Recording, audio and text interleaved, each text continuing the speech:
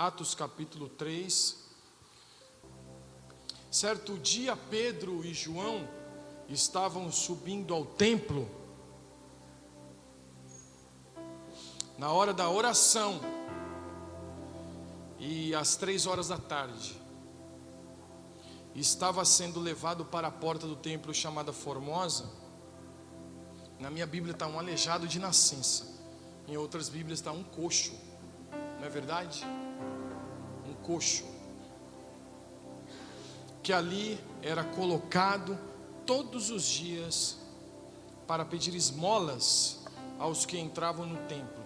Vendo que Pedro e João iam entrar no pátio do templo, pediu-lhes esmola. Pedro e João olharam bem para ele, e então Pedro disse: olhe para nós. O homem olhou para eles com atenção, esperando receber deles alguma coisa. E disse Pedro: eu não tenho prata, eu nem ouro, mas o que eu tenho, isso lhe dou. Em nome de Jesus Cristo, o Nazareno, ande. Segurando-o pela mão direita, ajudou a levantar, e imediatamente os pés e os tornozelos do homem ficaram firmes, e deu um salto, e pôs-se em pé e começou a andar. Depois entrou com eles no pátio do templo, andando, saltando e louvando a Deus. Quando todo o povo viu andando e louvando a Deus, reconheceu que era ele o mesmo homem que costumava mendigar, sentado à porta do templo chamada Formosa. Todos ficaram perplexos e muito admirados com o que tinha acontecido. Apegando-se o mendigo a Pedro e João, todo o povo ficou maravilhado e correu até eles ao lugar chamado Pórtico de Salomão. E vendo isso, Pedro lhes disse: israelitas, por que isso os surpreende? Porque vocês estão olhando para nós como se nós tivéssemos feito esse homem andar por nosso próprio poder ou piedade? O Deus de Abraão, de Isaque e de Jacó, o Deus dos nossos antepassados, glorificou o seu servo Jesus, a quem vocês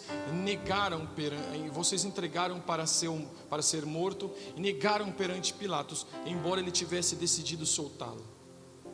Abra sua Bíblia, Apocalipse capítulo 5, versículo 13. Diz assim: depois eu ouvi todas as criaturas existentes no céu, na terra, debaixo da terra e no mar, e tudo que neles há, que diziam: aquele que está sentado no trono e ao Cordeiro sejam o louvor, a honra, a glória e o poder para todos sempre. 1 Timóteo capítulo 1, versículo 17, diz assim: ao Rei eterno, o Deus único, imortal, invisível, seja a honra e glória para todos sempre. Amém. Seja honra e glória para todos sempre. Amém. Louvor, honra e glória para todos sempre. Amém. Quando a gente é criança, acho que até depois de crescer, geralmente a gente exemplifica ou resume o amor desenhando um coração. Não é verdade? Quando você, lá na escola, lá, que você fazia um coração, fazia uma flecha, colocava as iniciais, as suas, colocava da quem que você estava apaixonado, fazia um coração, mandava um coração. Parece que revela amor. Parece que revela amor. Mas João 3,16 diz de um Deus que ama, mas não apenas com o sentimento, porque amar é um verbo. Amar é um verbo. E os céus amou doando, dando aquilo que tinha, e aquilo que tinha de melhor, porque Deus amou o mundo de tal maneira que deu. Então não foi Deus amou o mundo de tal maneira que disse que amava. Amou, Ele nos amou primeiro. Isso é uma verdade. Mas houve uma expressão do amor de Deus que foi dar, que foi doar. A expressão da nossa obediência ao mandamento do Senhor de amar a Deus precisa ter ações que provem que nós o amamos. O que nós lemos em Apocalipse capítulo 5, versículo 13, é um hino de louvor ao Senhor. Quando nós nos encontrarmos com Ele e dizendo o louvor, a honra, a glória e o poder. A glória consiste em ser aquilo que Deus planejou para sermos. O louvor é uma expressão de alegria, de exaltação, de elogio. A honra é a prioridade. É quando está acima de tudo. O mandamento é amar a Deus sobre todas as coisas. Então, amar a Deus existe um jeito de fazer. E precisa ser com ações. Domingo passado, no texto de Atos 3, a gente entrou no assunto da honra. E eu quero só pegar uma carona para a gente continuar aqui o texto. Que a honra requer prioridade. E a honra é a ação correta, na motivação correta. E precisa sempre haver uma distinção. Quando nós aprendemos trazer todos os dízimos à casa do tesouro, nós aprendemos a somente trazer, a somente dar. A gente nunca entra lá no texto de Malaquias ou no livro todo de Malaquias para ver o que Deus estava falando. Deus estava falando como é que eles estavam fazendo aquilo. Não honrava a Deus. Não honrava a Deus. Porque trazer o dízimo à casa do Senhor, claro que vai manter tudo isso, vai manter a obra do Senhor, mas esse não é o propósito. Esse é só o efeito colateral. O propósito é dar honra a Deus, fazer distinção. Porque quando nós dizemos que Deus é dono de tudo, Deus é dono de todas as coisas, Deus é dono da minha vida, Deus controla a minha vida, eu preciso ter ações redentivas. Eu preciso ter ações, comportamentos, uma vida para fora que exponha a redenção que eu recebi aqui dentro. É o que Tiago fala sobre a fé sem obras, é morta. É materializar a redenção que eu recebi, é materializar o novo nascimento de Cristo que eu recebi, baseado numa nova identidade que eu recebi, baseado no caráter e não apenas na religião ou na teologia. Porque se você tornou-se cristão, tornou-se um evangélico, tornou-se crente, mas não tornou-se um discípulo de Jesus, com certeza você não terá parte no reino de Deus. Porque assim diz a palavra, nem todo aquele que me diz Senhor, Senhor, entrará no reino dos céus. Senhor é uma palavra que significa dono, e nem todo aquele então que expressa com as suas palavras apenas que o Senhor é dono, que Deus é o meu dono, entrará e terá parte no reino dos céus. É uma construção de uma nova identidade baseada em um novo caráter, no caráter de Cristo. E não apenas ser um bom caráter, não apenas ter bons comportamentos, ser gente boa, não apenas ter bons hábitos, mas se tornar de Cristo, ser gerado no Senhor, ser gerado em Cristo. Para que o louvor, para que a honra seja automática. E meditando no texto eu comecei a analisar, meu Deus, onde é que eu honro ao Senhor? Há muitos efeitos colaterais da honra. Se eu me apronto com alegria a vir à casa do Senhor, é nossa referência, de cultuar a Deus. Embora aqui seja uma continuação daquilo que nós somos, mas é uma referência que nós temos de congregar com os nossos irmãos. E escute uma coisa, quando Jesus ensina os seus discípulos a orar, Ele ensina, quando orares, orareis dessa forma: Pai nosso que estais nos céus. O Pai é nosso, o Pai não é meu. Logo eu dizer um Pai nosso é apenas um sintoma do entendimento que eu tenho. Eu tenho uma nova identidade em Cristo. Vou reconhecer que Deus é meu Pai quando eu reconhecer que o outro é meu irmão.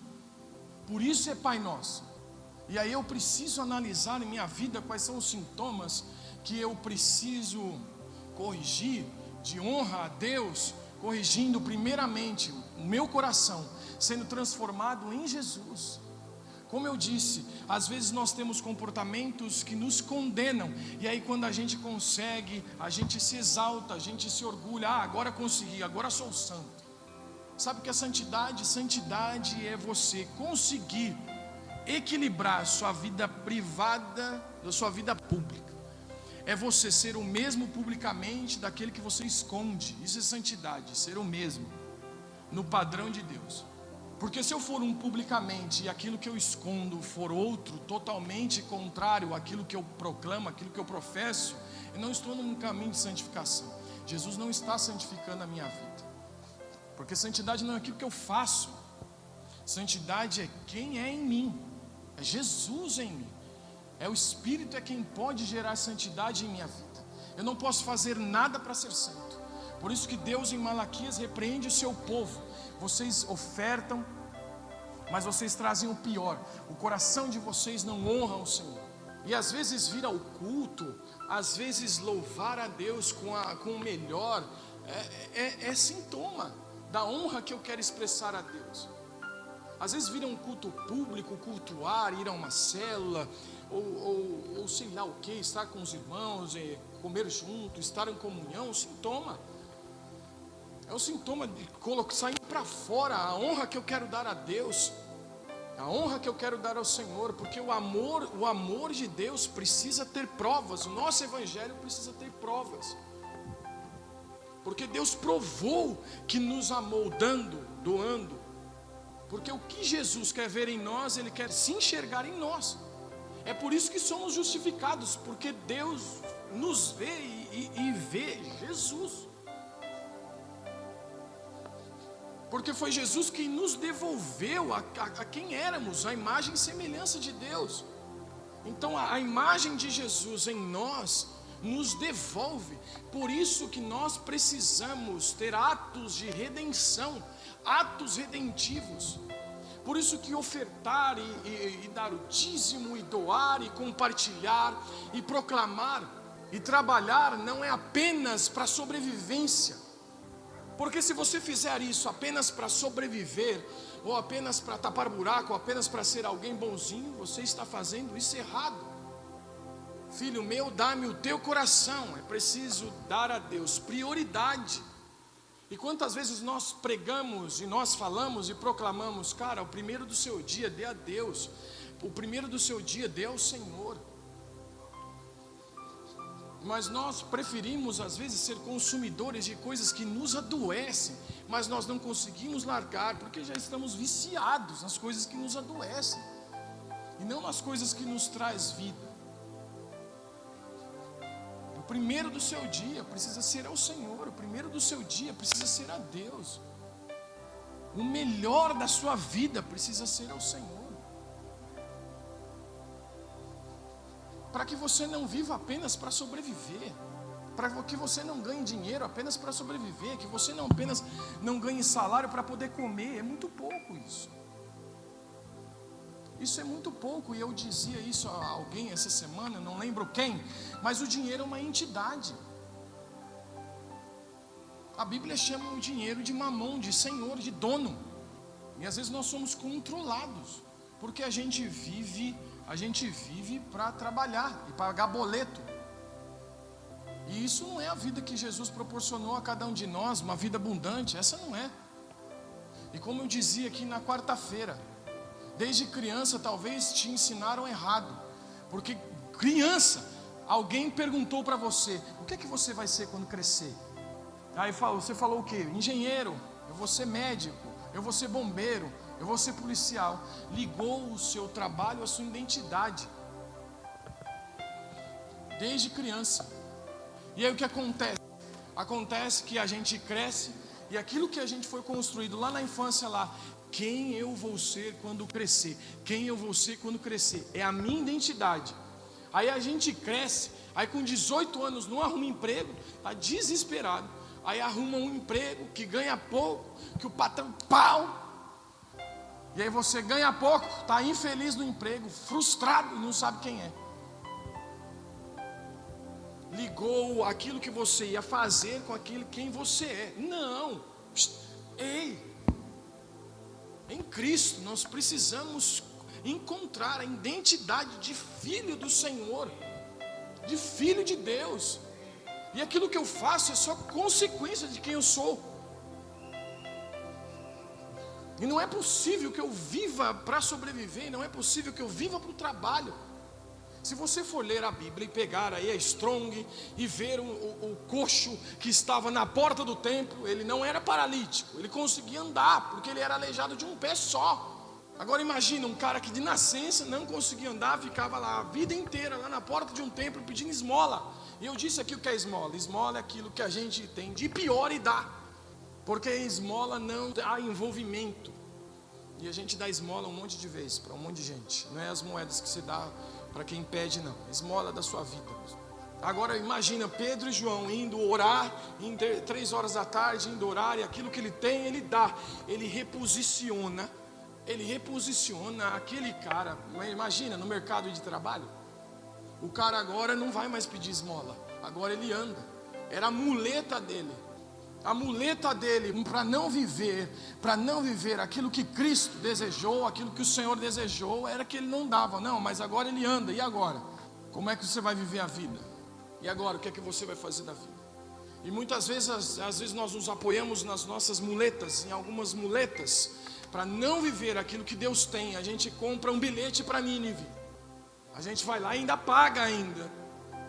For ler Jonas, aí você vai ver ainda, ele pagou ainda para ir para Nínive, a um lugar onde Deus não havia mandado, mas ele desviou a rota. E às vezes nós queremos desviar a rota da nossa vida, comprando bilhete para Nínive, se apoiando em alguma muleta. Senhor, agora não dá. Senhor, é difícil. Deus, você sabe que agora não dá para mim. Não, agora não é o tempo. E às vezes a gente fica apoiado nessa muleta, mas não tem como encontrar-se com o Espírito Santo de Deus e não receber uma transformação que faça com que eu me firme os pés, firme os tornozelos e possa andar e dar louvor a Deus. Porque o maior milagre daquele coxo talvez não foi andar, talvez não foi parar de pedir esmola, mas foi entrar no templo louvando ao Senhor, louvando a Deus. Porque não tem como você dizer para mim que tem uma vida com o Espírito Santo e não ser transformado por Ele. Não tem como. Não há uma distinção. Essa relação é exata. É uma ciência exata. Se relacionou com o Espírito Santo, se relacionou com a pessoa de Jesus, sua vida vai ser transformada. Você será reposicionado. E todas as coisas agora vão começar a entrar em ordem. E você precisa se alinhar e se reposicionar. Pare de correr atrás de dinheiro. Pare de trabalhar só para sobreviver, porque o seu trabalho precisa ser redentivo. Ainda que você trabalhe, você está servindo a Deus. Ainda que no seu trabalho, servindo ao seu patrão, você está servindo a Deus. Você está servindo a pessoas. Você está servindo esse planeta. Você está servindo nessa terra. Coloque um propósito de Deus na sua vida e ache, eu sou o que Jesus disse que sou, eu sou o que Jesus transformou em minha vida. E o fazer é consequência, apenas o ser. E não retenha o que é do Senhor. O que é primeiro, o que é de melhor é ao Senhor. E não retenha a honra. Nós precisamos construir altares de honra a Deus. Nós precisamos construir altares de honra ao Senhor. Porque às vezes nós achamos que nós estamos honrando a Deus apenas indo ao culto, apenas indo à igreja, achando que Jesus é um lugar. Mas Jesus é um novo jeito de ir. Esse encontro com Jesus vai mudar a minha vida, vai mudar a minha história. Agora Ele vai comigo, agora Ele está comigo. E toda a minha vida, todos os aspectos da minha vida é necessário que tenha os sintomas da redenção de Jesus. Me reposicione, me coloque de novo. Gênesis, quando o pecado entra no mundo, Adão peca, Deus diz a Adão: do suor do teu rosto você vai se sustentar. Isso é uma condenação.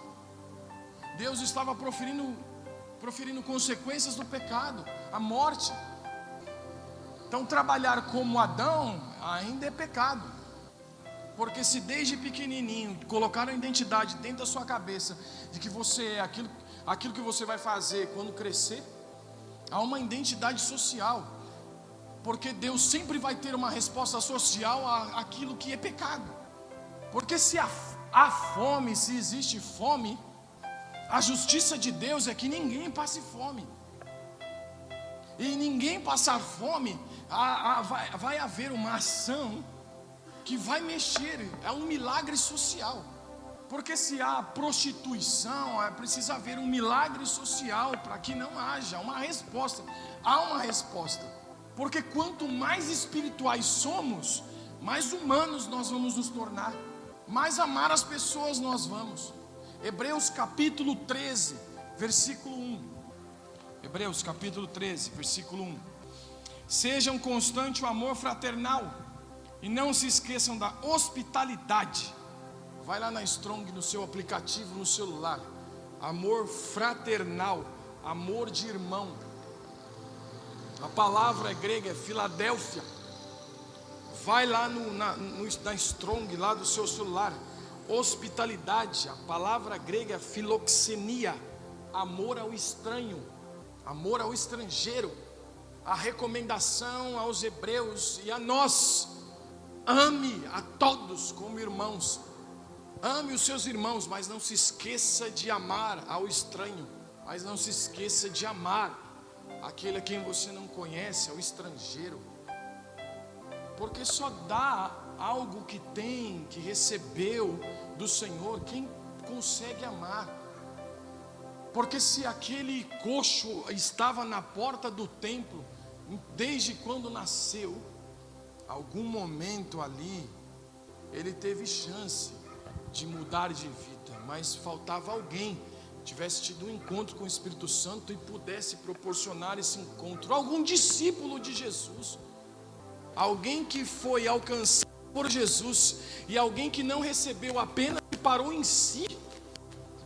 Porque se você nunca foi instrumento de Jesus a alcançar o outro, talvez ainda você não entendeu o que é ser um discípulo de Jesus. Um discípulo é um aprendiz. Ele parte do saber. Ele é usado por Jesus, e Jesus faz através dele, não apenas na vida dele. Porque aquele que para naquilo que recebeu apenas é um consumidor. Consome, some. O discipulado é constante, é para a vida toda, porque sempre nós vamos estar aprendendo de Jesus, e Ele sempre vai nos usar como instrumentos e como canais para alcançar outros. E é interessante que Pedro e João iam para o templo orar juntos, e Pedro e João eram discípulos totalmente diferentes um do outro. João era o mais jovem dos discípulos de Jesus, era o mais amado por Jesus, e a Bíblia ainda diz que é o que deitava no ombro de Jesus. Pedro, talvez o mais conhecido, talvez ele ficou conhecido pelo seu jeito mais explosivo e expansivo, porque as pessoas que falam demais sempre vão ser as mais conhecidas, né? Sempre vai ser ponto de referência. As que se expressam, aí sempre vai falar: eu sou descendente de italiano. As pessoas sempre vão achar, quem fala alto, e sempre vai achar que você está brigando, aí você precisa explicar: não estou brigando, eu falo assim. Não é verdade? Pedro foi conhecido, dois discípulos completamente diferentes um do outro, mas estavam andando juntos. Estavam andando juntos porque sabiam do discipulado de Jesus, que fazia com que uns diferentes andassem juntos e caminhassem juntos para o mesmo propósito. Qual a nossa dificuldade? A nossa dificuldade é entender isso. Porque o que a gente quer fazer? A gente quer procurar caminhar com os nossos iguais e cada um ir para um lado. A gente está procurando pessoas que são iguais a nós, mas cada um vai para um canto. Cada um tem um propósito. E a gente não conseguiu entender ainda que ser igreja, que caminhar diante do Senhor é caminhar com os diferentes, sim. Porque se amar é uma questão de dar. Os céus deu essa resposta. Jesus disse: vocês precisam amar até aqueles a quem vocês não gostam. Não é uma questão de afeto, é um mandamento. Jesus disse: ame até os seus inimigos. Ame até os seus inimigos, não é um afeto. Não é apenas um sentimento. Ore pelos seus inimigos. Não é um sentimento. É pelo que Jesus é em nós. Mas às vezes nós procuramos na caminhada. O que nós procuramos na caminhada? Os iguais. E quando é muito diferente, nós nos afastamos. Se o irmão é mais difícil, se o cara é mais difícil de lidar, se o cara tem problema, se o cara é o problema, se o cara não gosta das mesmas coisas que eu, o que eu faço? Eu me afasto. Eu procuro o igual, mas aí o igual, aí cada um vai para um lado, cada um está num propósito. Não é desse jeito. As nossas individualidades cooperam para o bem comum. As nossas individualidades, as nossas diferenças, é porque somos membros um do outro. Irmãos, somos filhos de um mesmo pai. A única coisa que nós precisamos ter é o mesmo propósito. E ainda que você seja um cara difícil, ou ainda que você olhe para os outros e vejam que as pessoas são difíceis de serem amadas, a complicação está em você e não está nas pessoas. Porque Jesus amando através de nós. Porque quando Pedro e João, os dois diferentes que caminhavam no mesmo propósito,